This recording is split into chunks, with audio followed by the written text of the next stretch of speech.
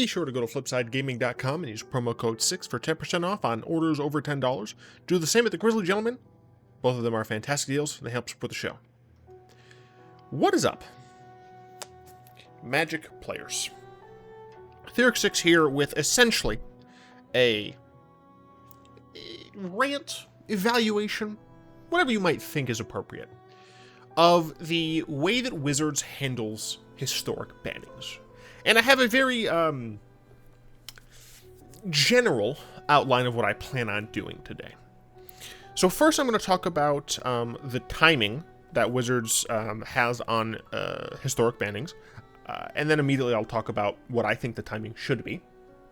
Then I'm going to go through many of the massive ban changes and kind of give my thoughts on those and like the reasonings for, that they gave.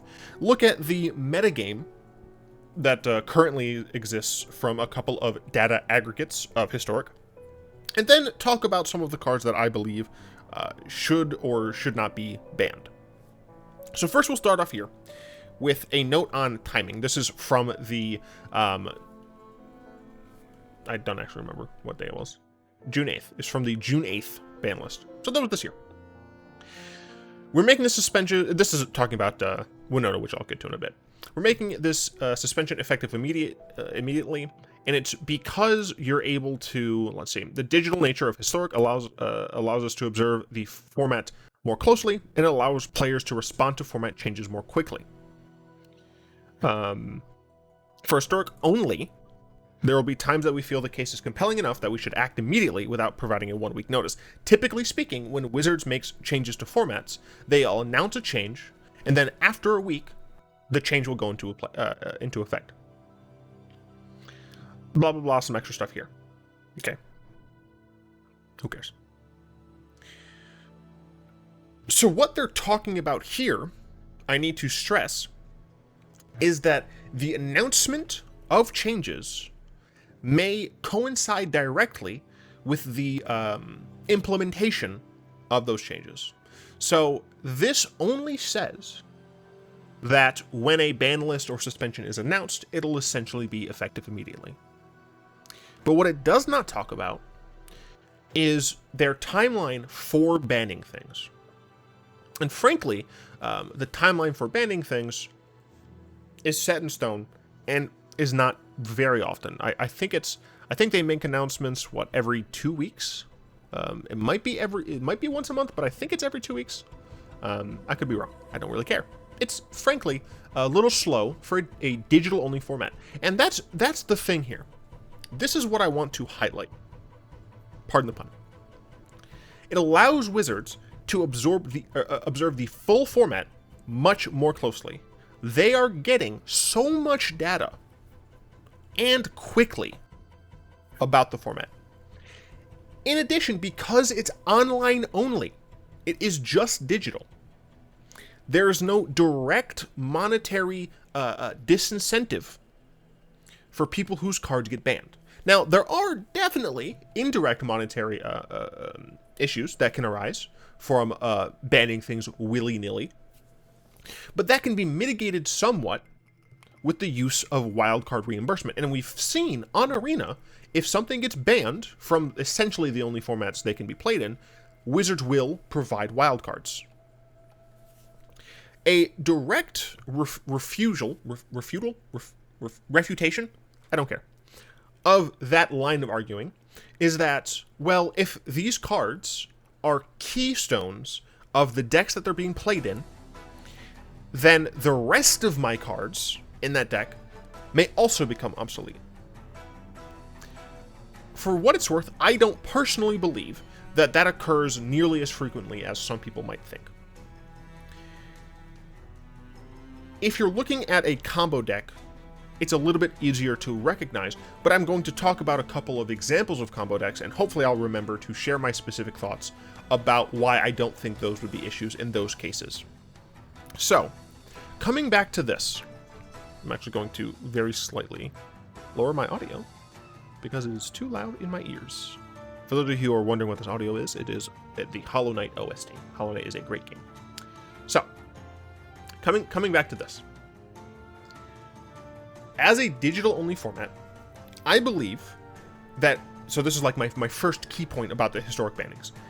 Historic should have updates weekly. And when I say updates, I don't mean that the cards that are legal should change weekly. I think that Wizards should make announcements on the cards that they are looking at in terms of things that are being problematic, either for play percentage or win rate reasons, or potentially other reasons, which I will get to as well. And that works both ways. They should be looking at the cards that are currently on the ban list as well. For what it's worth, I'm spoiling myself a little here, but I don't think there are any banned cards that I think should be unbanned, frankly. But I think that Wizards should be more open to communication about what it is that they want Historic to be, and they should continually update us about how the format is evolving. For example, when Colorless Remastered came out, right, there was a large spike in very specific styles of decks, but relatively quickly, we did see a resurgence in the tried and true decks that existed prior. Now, we do still see plenty of new decks, and I assume that we will see more of them as time goes on. But even, a week to week in that situation, week 1, week 2, there were differences in what was being played. So when they do decide to make changes to Historic, frankly, I don't like the suspended practice that they did with Historic here. I don't think it is as valuable as it could be, because the difference between suspended and banned are meaningless on Arena, like in Historic, right? The idea, I think, for suspensions is that they're saying this is not allowed for right now, but we're open to putting it back. What does that matter? We can't play with that card, but we know that it's not too bad if we open them. If it becomes banned fully, whoop-de-doo, we weren't playing with it already. If it becomes unbanned, it's not like necessarily we were thinking... it's possible that it does happen, but it's not that necessarily we were thinking about how can I break this card in the potentially unlikely event that it gets unbanned. So I don't... or unsuspended, I should say. So I don't really see the point in suspension. Especially considering unbanning something and unsuspending something are functionally, in terms of gameplay, they're functionally identical. Now, they're not actually identical, because a suspended card doesn't reward ICRs. Or wildcards, I should say. If a card is just suspended, they're not going to give you any recompense until that card is fully banned. Which is another reason, in my opinion, that suspension should be removed. Because what they're saying is, essentially, we're going to take this card away from you for a while, but we might give it back to you. But for right now, we're not. But if we don't give it back to you, then we'll give you some wild cards. However, there's a time period where we don't have this card that we otherwise would be playing with. During that time period, we are at a loss, right? So suspensions, in my opinion, even if they're infrequent, are more detrimental to the argument of like relatively frequent bannings than bannings themselves, because with bannings you get the wild cards, and if Wizards unbans a card, it's not like they're going to force you to re-redeem wild cards. You get to keep the card that they give you wild cards for. So I'm advocating for more frequent ban list changes. Okay, what about if a card becomes banned, they give us our wild cards, and then later on, say 2 months later, like when a new set releases, it's like, oh, this card is actually fine now. Like, it was broken before, had nothing to rein it in, but it's fine now. We have an entire archetype that like crushes this one. But then later on, with the next set, it becomes problematic again. They have to ban it again. Who gets wildcards? Because remember, when they first banned it, everyone got wildcards for it. They unbanned it. Cool, we can play with our cards. We essentially got free wildcards. But now it's banned again. Does everyone get wildcards again? And I think that's a good question, and I think that's a question that Wizards should consider. I've played a ton of online card games.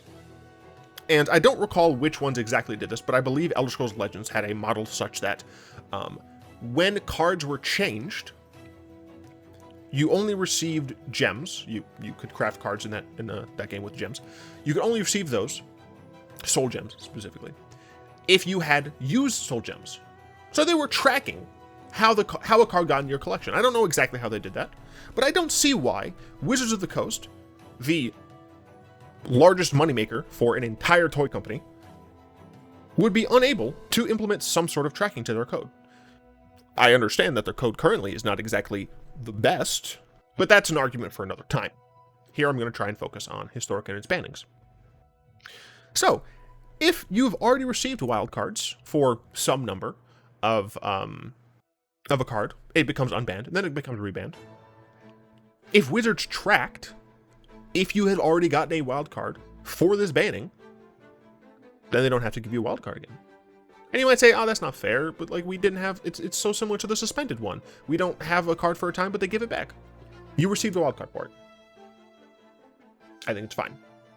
Now, Wizards doesn't have to do that. They could be generous and just whenever they ban a card, regardless of whether or not a wild card was given at a previous banning, they just give you a wild card, especially considering I don't know how frequent it would be that a card gets unbanned, or that a card gets banned, unbanned, and then not immediately, but rebanned relatively quickly. So I don't know how often that'll matter, but I think either of those solutions is fine. One of them obviously is more generous, while the other one is frankly more like realistic. Like I don't see why that should make people feel bad. It's like, oh, I'm not getting a free thing twice. But that's my general argument. I believe that historic ban list changes should occur more frequently.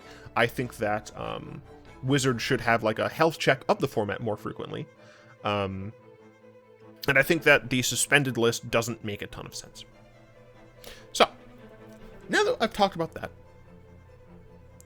what is it that makes things banned in Historic? What has Wizards stated that makes things banned? So first we see a suspension of Winota. Currently represents a too large a proportion of Historic, and the quality of enablers and payoffs in the format means it's unlikely to change without further action. It becomes suspended. It's unlikely to change. It's suspended. Doesn't make sense. But essentially, what it says here, right? What it says here is that Winota, just generally speaking, is played too much, and it's too good. Like, its ability to win is too good. What they didn't state here is the fact that Winota can win on turn 3 or turn 4. Even if it doesn't actually win, it might functionally win on turn 3 or turn 4. I want everyone to keep in mind that time period. Winota, too frequent, too good. One of the reasons, although not stated, I'm sure, is because it's a turn 3 or turn 4 card. Back up in March. Yes, this is back up in March. March, June, July, August. All right, cool. Everything else is fine. Back in March, we have a banning of Oko, Once Upon a Time, Veil of Summer, and then an unsuspension of Field of the Dead. All of these are pretty important. So first thing, Oko, Veil, and Once Upon a Time, banned. I don't think anyone can argue that Oko should not have been banned. So what I'm going to do is I'm going to duplicate this. Oh no, you see nothing. It's crazy. It's a card I'm going to talk about later on. Where are you, Oko? All right. I don't think it's unsurprising that Oko is banned in Historic. It is banned in very many formats. It sees play in the true Eternal formats. Right. This is a card that is a mistake for sure. Absolutely. Can't really be argued against. Veil of Summer. Why is this banned? It's a reactionary card. The issue, let's see if they have a specific thing here. I don't think they do. Yeah. So, the issue with Veil of Summer is that it just gives you carte blanche against such a wide variety of decks.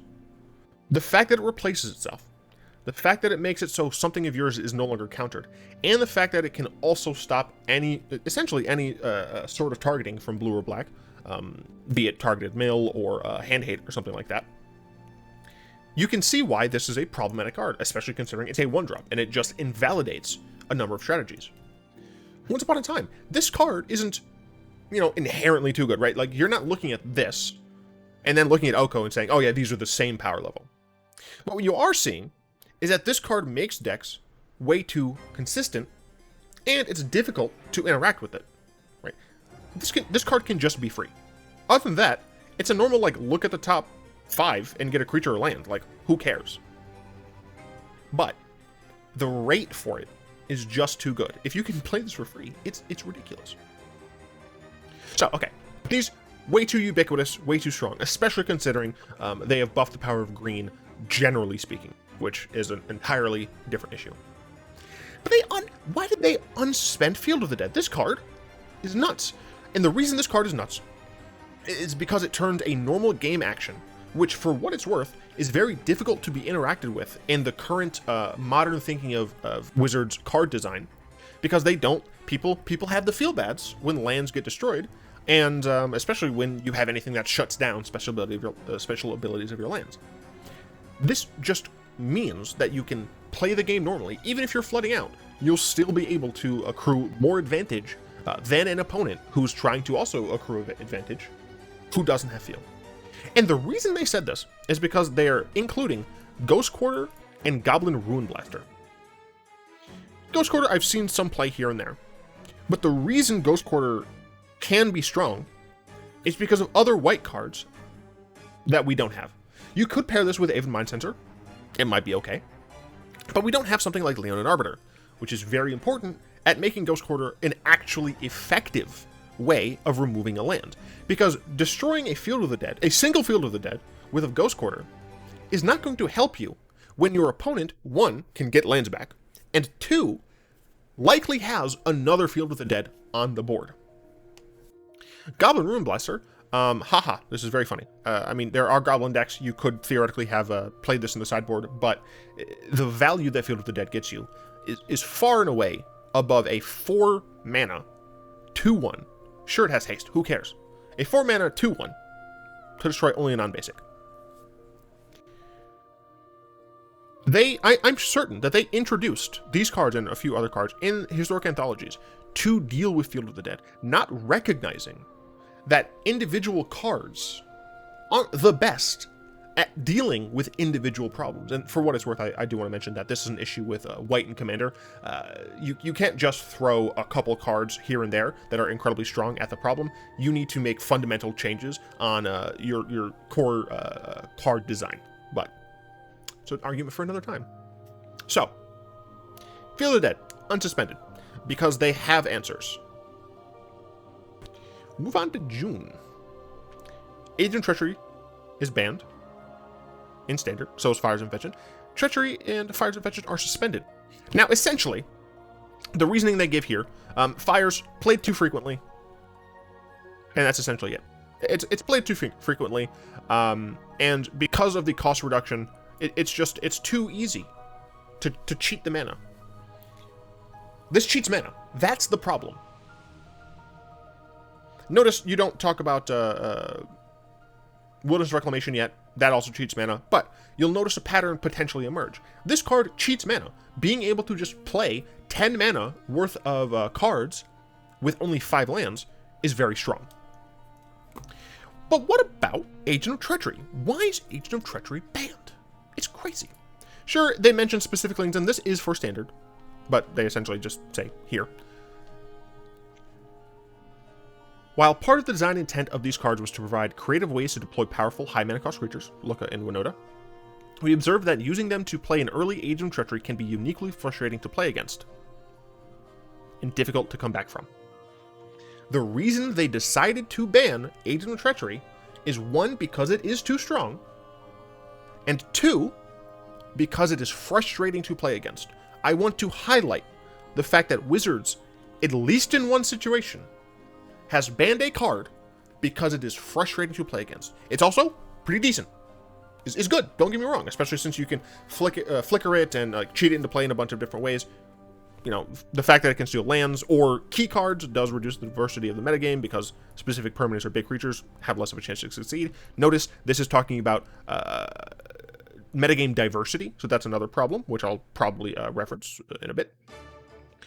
But it's frustrating. I want that to stay in your minds.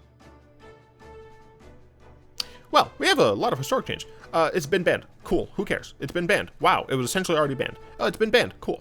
Nexus Fate is banned. Burning Tree Emissary is suspended. Kind of strange. So these, yeah, I don't care. This all says normal stuff. Nexus Fate, in terms of metagame share, and its most played deck.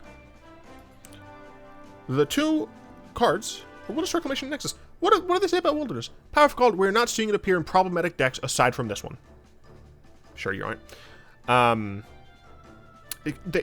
This deck also runs many ways to accelerate early cast of Nexus of Fate. We see this again, mana cheating essentially, being able to accelerate, and there isn't design space to do something about it. Blah blah blah, lines of play, who cares? Is a card we've been watching closely. While it's very powerful, we had hoped that it would find balance. No.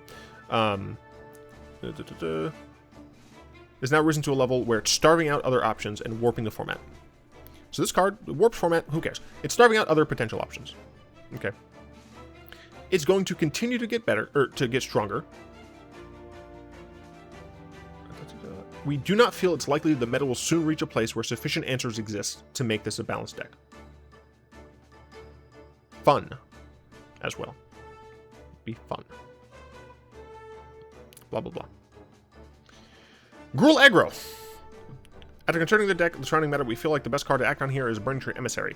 It enables explosive starts. Its removal should leave the deck with ample power to remain competitive. Just a more balanced level with other aggressive options.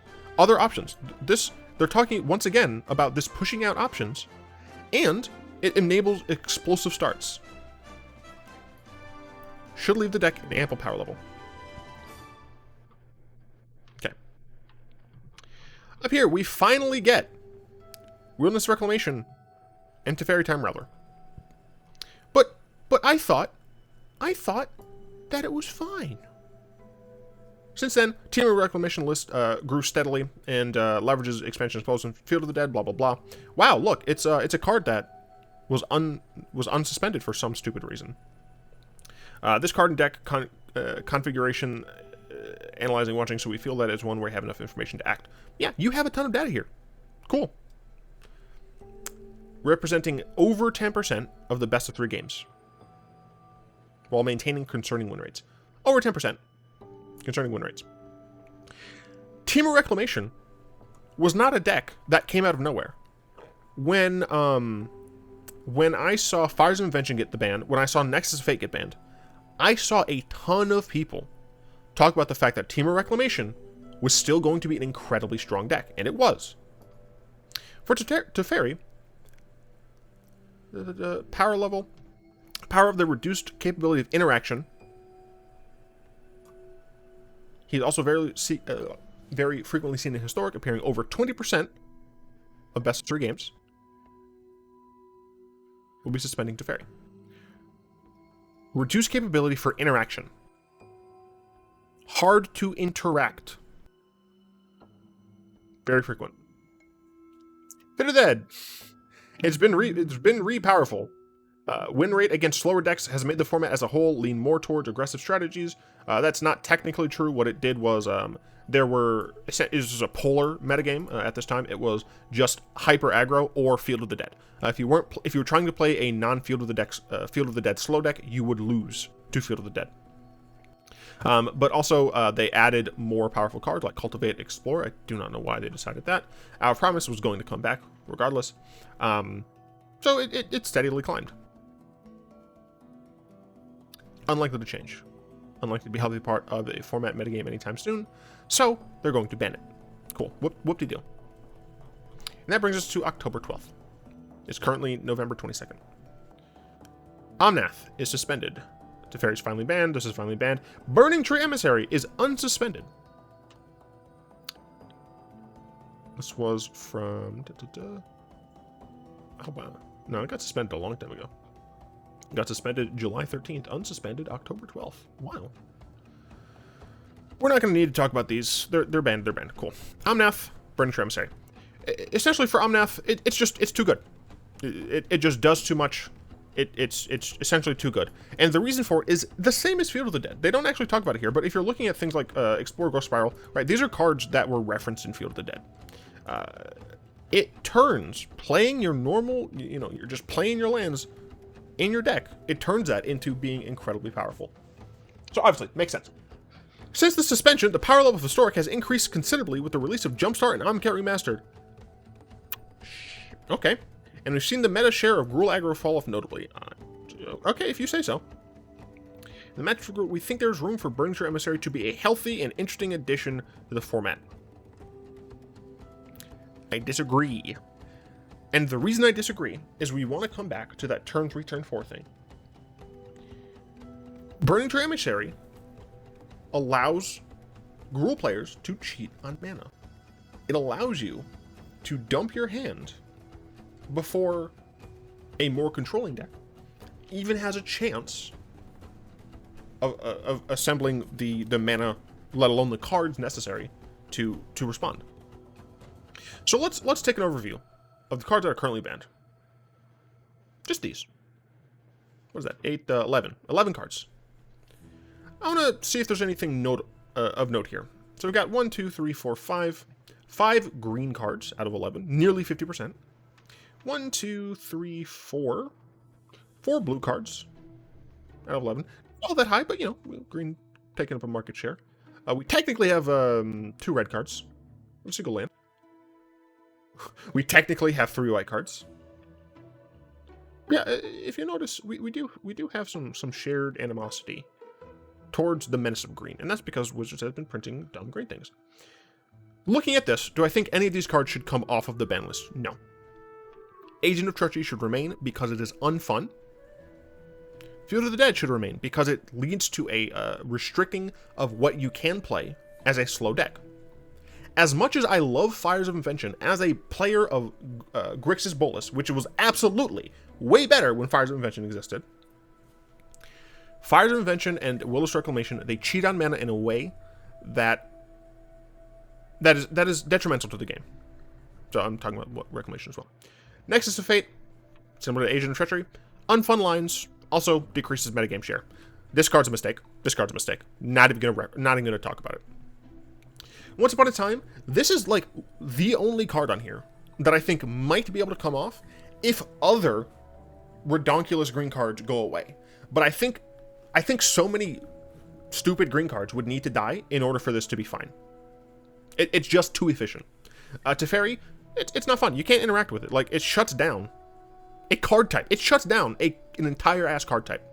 Veil of Summer, it's too efficient, especially since green needs to be hit down a peg. And Winota, I would prefer if Historic was not a turn 4 format.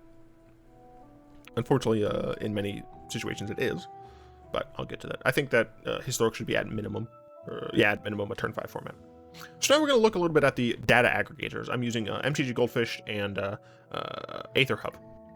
So on Goldfish here, we see a lot of goblins, a lot of sacrifice. These are all the same decks. These are Sultai. This is Sultai white.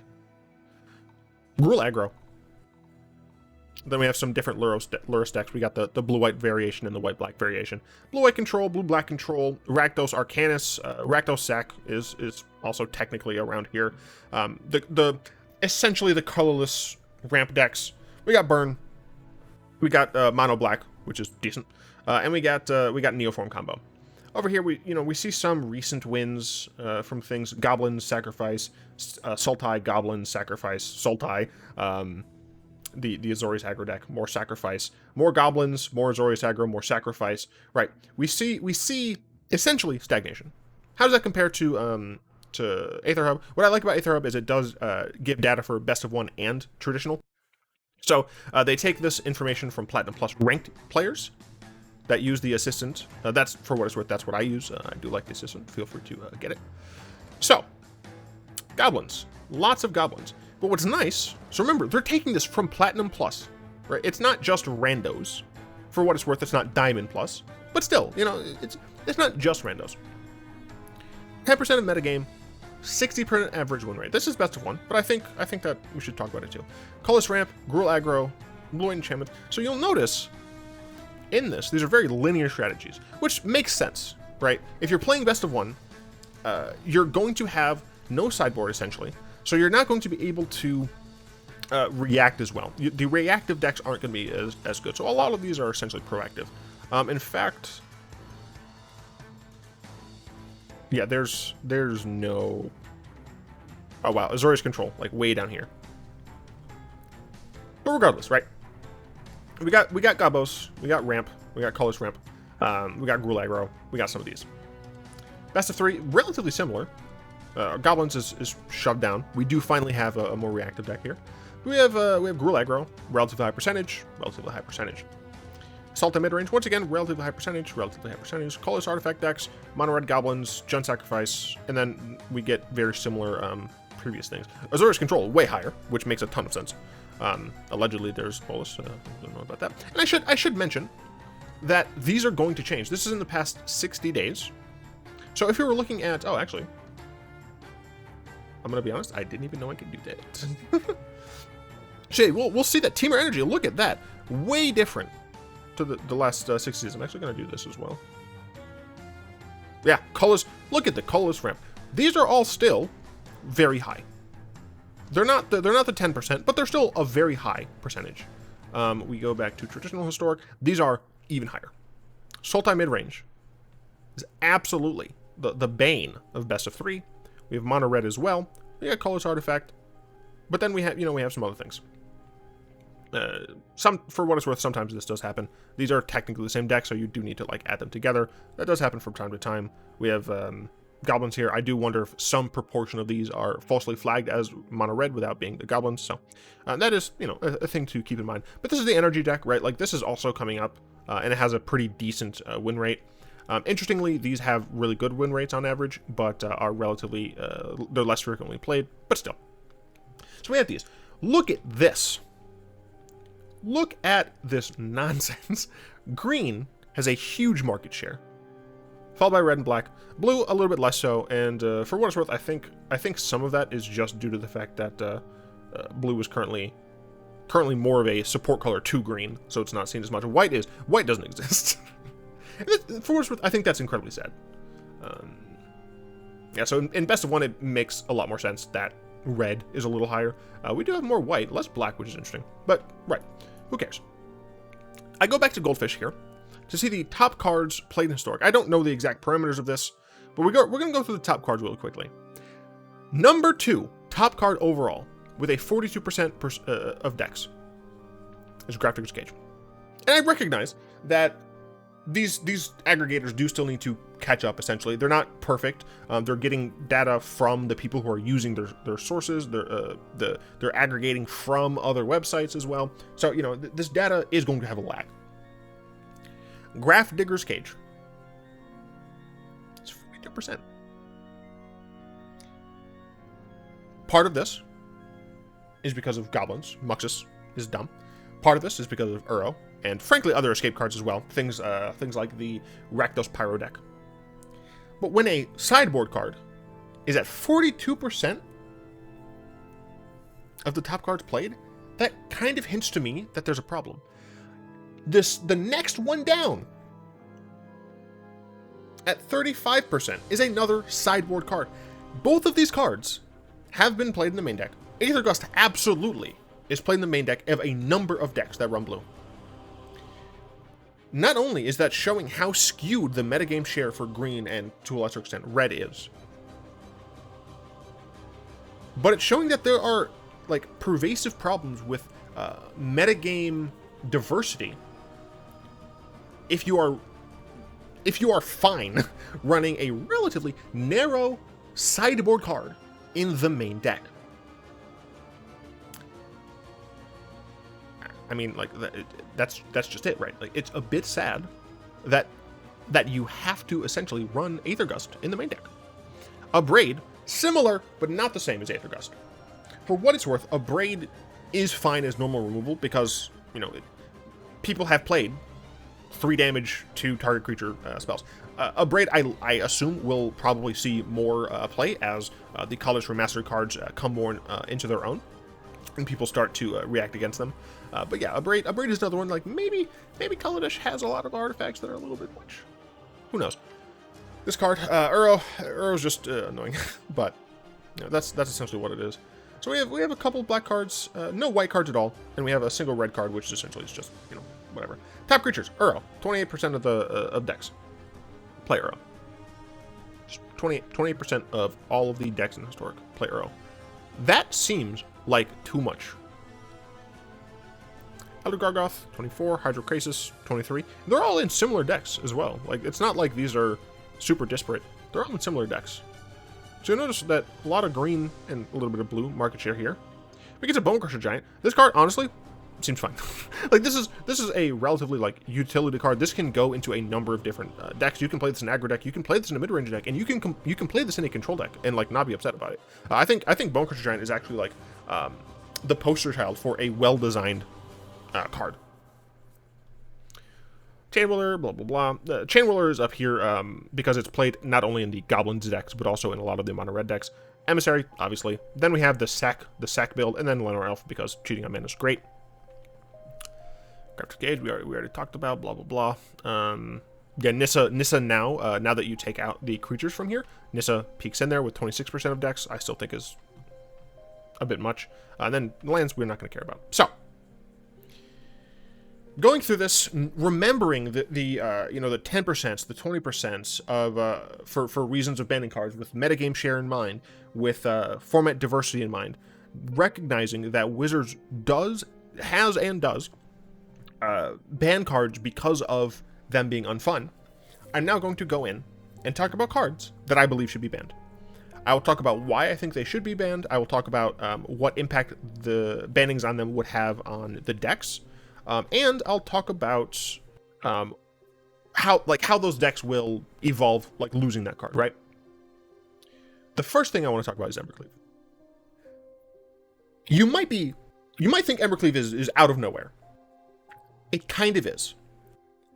The reason I think Embercleave should go is for the same reason that Winota is gone, and that Burning Tree Emissary was initially gone, and that it enables wins that are too consistent, at least in my opinion, on turns 3 and 4. I think that in general it's a little too consistent, and in addition, I mean, this one I guess is less of an argument. It just doesn't feel like a red card to me. Like the flash on this feels really weird. Like flash on an aggressive equipment feels very weird. But you know,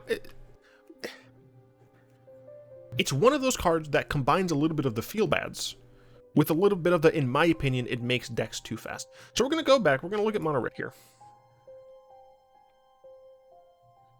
Only one Embercleave. It's not too much of a worry. We're gonna go over here. We'll look at Gruul aggro. Look at that. 3 Embercleaves. We're gonna look at mono red aggro. No Embercleaves. Because this is technically burn. This is not technically aggro. Okay, this is also technically burn. But you know, you have that. This is mono red. Let's also check out Gruul here. Oh my, this is mono green. All right, sometimes the deck aggregators aren't exactly the best. All right, Goblins. This version does not appear to play. Yeah, so that's cool. That's fine. Whatever. Gruul aggro. Oh my gosh, 3 Embercleaves. So you know, Embercleave is played in some of the top decks.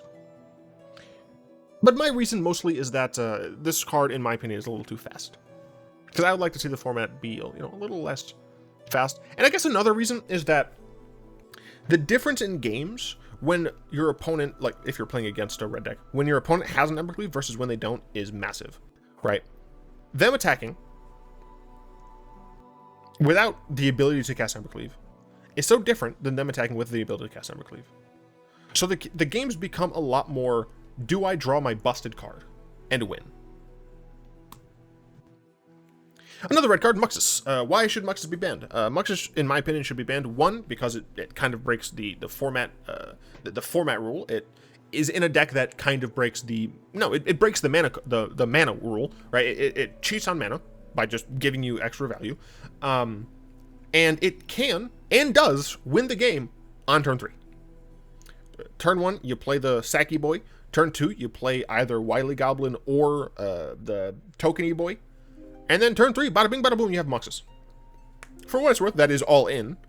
But it doesn't matter, because Muxus can come down at any time. And people have said to me that Muxus is a card that's only problematic early on, so you should get rid of the sack Goblin. I completely disagree. The fact that, first of all, this is a card similar to Embercleave, in that when they have it versus when they don't is a completely different game. When you as a Goblin player cast the Muxus and get essentially garbage, that should make you feel just as bad as your opponent, who, when you cast Muxus, you get the nuts. The variance in this card is annoying. The fact that it wins on the spot, like it's a one card, like win the game effect, essentially. I think that it warrants being banned. Obviously, people disagree with me, and obviously, I'm not making these proclamations that like these things need to be banned. I just think that Historic would be in a better place if they were banned. Just my 2 cents. Oh, I should mention Embercleave. Decks that use Embercleave currently, removing Embercleave, I think they would be fine. And the reason I think that is because there are a ton of really good red cards that just currently aren't being played. That's another reason that Embercleave should go, is it does hurt deck share. It doesn't hurt it a ton. There are variances in the red decks that are being played, right? You have the Wizards aggro deck that has a decent amount of burn. You have the straight burn mono red deck. You have the normal mono red deck that uses things like Embercleave. So you have a bunch of different versions of mono red, and there are more. There's like the Cavalcade deck, but you have a bunch of different versions. I don't like giving people mythic wildcards, and like you had Embercleave in your red deck. You're not losing a ton, especially considering a lot of the red cards, a lot of the red staples are commons and uncommons, right? It's not going to be difficult to pivot to a similar version of red by keeping essentially the same deck and just replacing the Embercleaves. Muxus is a little different, because Muxus is essentially a key component to an entire deck.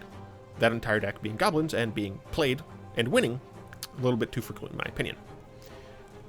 That said, there are still incredibly powerful goblins, and goblins would still be a deck. I do think if they lost Muxus, they wouldn't be as top of a deck, but I do believe they would still be reasonably playable. And the reason for that is because they have a lot of good goblins. Not only that, a lot of the goblin decks right now, or at least the majority of the ones that I play against, are mono creature goblins. You lose Muxus, but you can potentially throw in some additional non-creature value. And because Muxus isn't tainting the fact that your deck needs as many goblins as possible, you're now less incentivized to go all in on goblins, so you can play other supporting cards, not just, some burn or something like that, but you can play a couple of other creatures that may not be creature type goblin, but are still something that is still things that are going to help you in winning the game. I will admit that a Muxus player, because it would go from essentially like tier 1 to tier 2 or 3 or something like that. So for the Muxus players, there are plenty of rares in that deck, so I could recognize that would be a little annoying. This is Who Shakes the World. I do not understand why this card has not been banned yet. Like Wilderness Reclamation and Fire's Invention, this cheats on mana, and it cheats on mana hard. It doubles your mana, essentially. And that's ridiculous. It makes creatures that get to attack for free. The fact that they have vigilance means that you're not going to be under pressure. The fact that they're 3/3s means that that they're relatively large and hard to deal with. The fact that they're elementals means that you can't use, for example, Chandra to deal with them. The fact that they're colorless means that in a deck where you're already ramping, you get to utilize one of the strongest cards to wipe out essentially everything, but not your creatures that are also lands. If you play an Ugin, 8 mana Ugin, and let's say you -4, you get to kill the majority, if not everything, on your opponent's side of the field, while keeping your Nissa, your Ugin, and all of your Nissa lands, because they're colorless. The -8 Frankly, who cares? Nissa is ridiculous for her first 2 abilities. And I believe that she makes the green-based ramp decks too good. There are other ways to ramp. But her and... we'll talk about this with the next card. Spoiler alert, it's Uro. They make playing ramp decks too safe against aggro. The decks that ramp is supposed to be bad against are aggro decks, because while the ramp deck is setting up, they're supposed to be vulnerable to the aggro decks. The goal is to ramp out, play a large haymaker that turns the tide in your favor.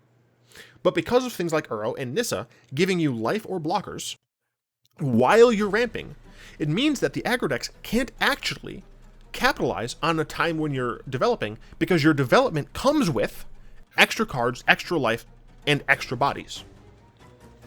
So for those reasons, I think that Nissa should be banned. Uro. This card is a mistake very similar to Oko. Not the same, obviously. But it's similar because they're both 3 mana Simic cards that do dumb things. Uro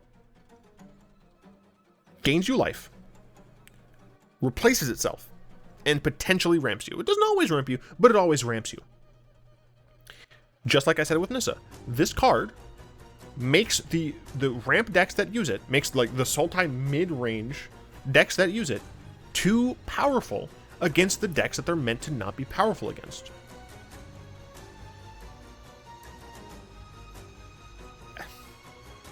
The fact that they can nickel and dime, essentially, in the early game. This is against every deck, not just aggro. The fact that they can do that, and then later on, remove their excess growth spirals, their fabled passages, their explorers, all of these cards that have just gone to the graveyard anyway, because hey, I got my use out of them. Oftentimes them replacing themselves. I'm going to exile those, and I now have a 6/6 that is incredibly strong, like physically. And it gets this trigger not only when it is ETBing, but also when it attacks. This card's ridiculous. Do I think that the Simic ramp decks, or the blue-green X ramp decks, would be decimated, destroyed completely, if they lost Nissa and Uro? I don't. I absolutely, emphatically do not. They still have access to things like Hydrocrasis. They still have access to a ton of other Planeswalkers that could be played, but aren't, because of the fact that Uro and Nissa are hogging the metagame share for a green Planeswalker. And Uro's just a dumb card. It can't be replaced, but it shouldn't be. It's stupid. They have Hydrocrasis. They still have Ugin. I don't necessarily think 8 mana Ugin should be in the format, but I can't. There's no argument that I can make of it needing to be banned, right? Uro and Nissa, I feel like I can reasonably argue should not exist. Ugin is a little harder, right? The percentage of decks it's in isn't super high. Obviously, it's getting a little bit higher with the colorless ramp decks, which I'll talk about in a bit. But it's harder to justify. You know, it doesn't have the... It has a similar level of feel bads, don't get me wrong. When you do a bunch to try and, neuter your opponent, and then they just cast an Ugin, and you essentially lose because they cast a single card, that's annoying. But my hope, essentially, is... one of the reasons why that's so detrimental to aggro or even mid-range decks is because they haven't been able to get their opponent to dead, right? Because they've had Uros and they've had Nissas. If your opponent doesn't have access to those life padding or board padding cards, then your opponent is going to be at a much lower life total by the time they get to their Ugin, that you might still be able to get them with some reach or haste or something like that. And it means that potentially their hand, since Uro gives you so much card advantage, it's potential that their hand isn't going to be as stacked. That said, Growth Spiral, Explorer, Hydrocrasis, all of these things in blue-green X ramp decks right now are designed to replace themselves while getting ahead, which is redonkulous, but whatever. So, it's Uro. In the last of my immediate cards, the Burning Tree Emissary. I don't know why this card was unbanned. the main issue that I have against Burning Tree Emissary is the consistency of speed. You sure sometimes you're gonna have, you know, a Burning Tree Emissary on turn 2 and nothing to follow it up with. That'll happen sometimes. That is not going to happen the majority of times. Even just hitting your opponent in the face with a Lightning Strike off of a Burning Tree Emissary is good. Considering the fact that you can play Pell Collector into Burning Tree Emissary into... God, what is that card? What is that card?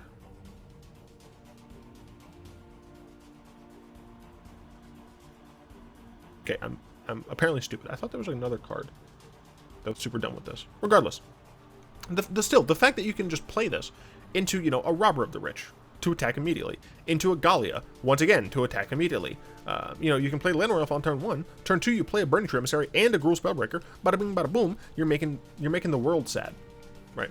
I just think that the consistency of burst that Burning Tree Emissary gives is too much. I could, I guess, be super wrong, but, you know, looking at this, even looking at this,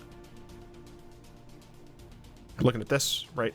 I do think that it's reasonable, it's justifiable to think that this should still be banned. But Justin, aren't there other decks on here that have high win rates and high meta shares that you haven't addressed? Yes. First things first, I haven't addressed any Kaladesh remastered cards because the set's too new.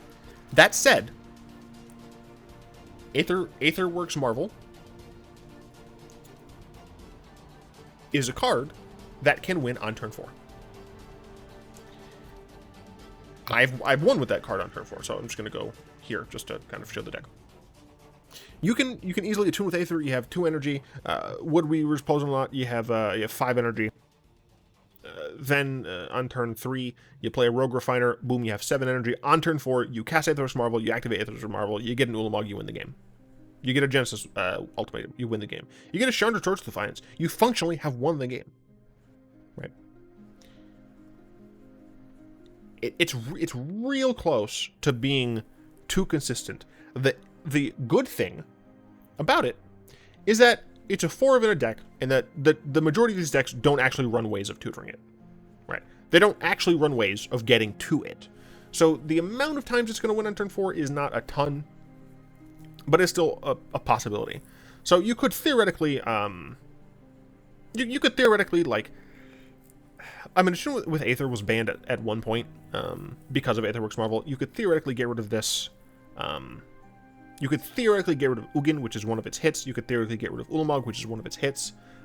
You could do things like that, but I don't have enough information, right? I don't have, I don't think that we know enough about the metagame for these. And you might be saying, what are you talking about? You just talked about a bunch of cards that you think should be banned in this metagame, despite saying now that you don't have enough information about the metagame. Those cards have persisted. That's why I think they are worthy of being banned, is their persisted value. And then we have, you know, we still have things like Forsaken Monument, which I don't think is too bad. You know, it comes down on turn 3 or 4, turn 4, 5. I don't think you can get it down on turn 4 or on turn 3. No, I'm pretty sure you can't get on turn 3. So, you know, it comes down on turn 4. It's very strong. It's a very strong deck. I don't think it's worth like banning anything from. Like, it's a very strong deck. It has to be hemmed in some other way. I don't know what way that is.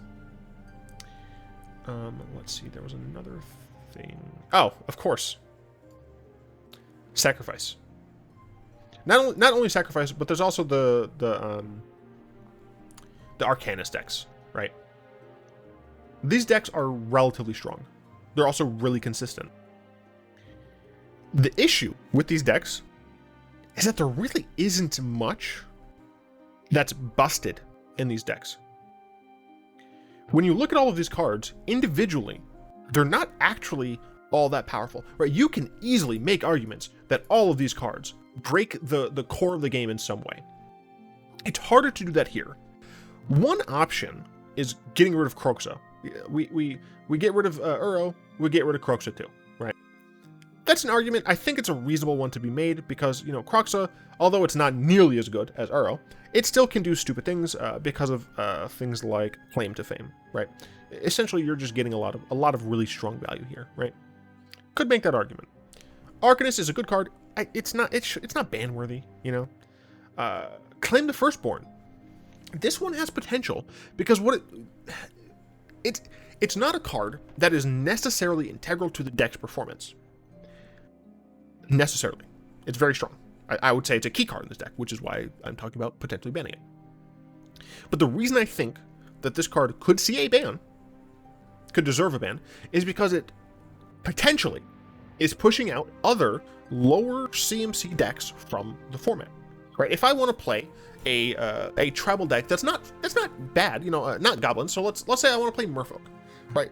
Having my Merfolk Lord stolen for 1 mana, and then sacrificed for another mana,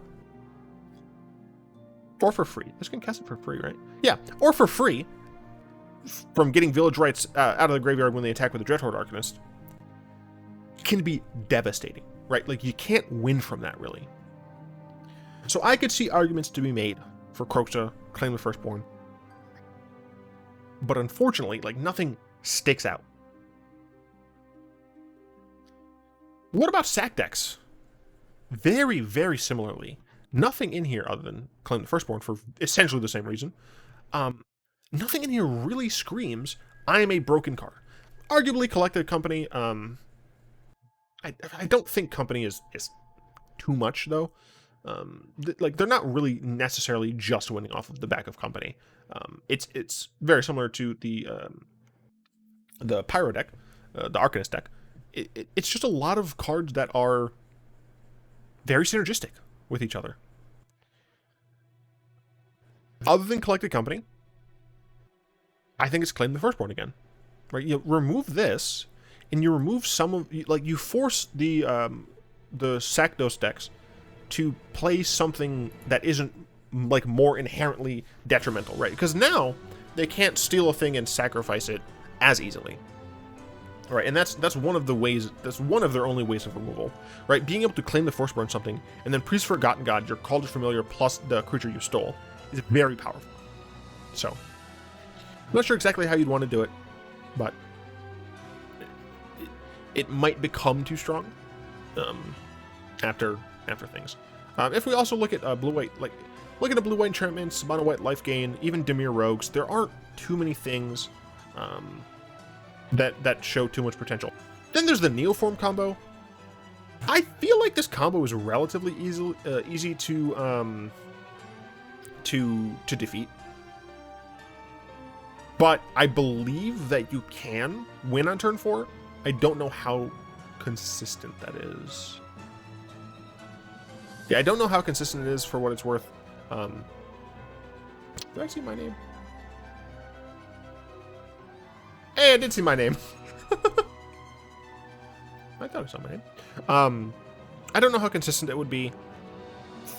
For what it's worth, theoretically, you could yeet Neoform.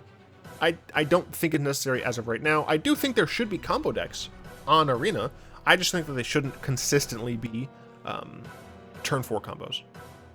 Turn 5 combos? Sure. Turn 4 combos? Paradox Engine is the next one, is the last one that I think could have some consideration, but I haven't seen that deck be a turn 4 deck. I've seen it be a turn 5 deck. So, I think Elves? Elves. How could you? So, yeah, I think, in general, that's where I land on these things. Let me know what you think. Not only of what I've talked about, but just in general, what do you think about Historic and its metagame? I guess if I'm leaving you all with something, it would be that it would be to bring it back around about being more frequent, right? If we are banning these 5 cards that I talked about, and maybe even, we ban Claim the Firstborn, right? Let's say we ban that too. To hurt 2 other relatively strong decks. My advocation is the fact that we ban them, we give an update a week after, say, with Wizards being we like where the metagame looks to be going, or we don't really like where the metagame looks to be going. The week after, maybe they have enough data at this point. They say, we've decided to, like, we're mentioning, we're still looking at all of the data, obviously, but yeah, we're comfortable that we made the right decision on these bans. Or they can say, yeah, we were wrong about these bans. Let's take them off. For what it's worth, I will recognize that in those scenarios, maybe suspensions are more worthwhile, because they would be maybe, week or two long, right? Instead of months between suspension and decision of suspension. So that's it. I've been ranting for an hour. I'm hoping to keep these types of videos to only an hour, and I really do hope you enjoy this. Let me know about anything in the comments. Yeah. I'd like to thank my lovely patrons, especially Fogwin, Malik, and Balater for the continued support. If you'd like to join them and support the show, you'll find links in the description below. I do, of course, hope you enjoyed this video. If you did, like, comment, subscribe, all of that good stuff. And of course, until next time, all will be one.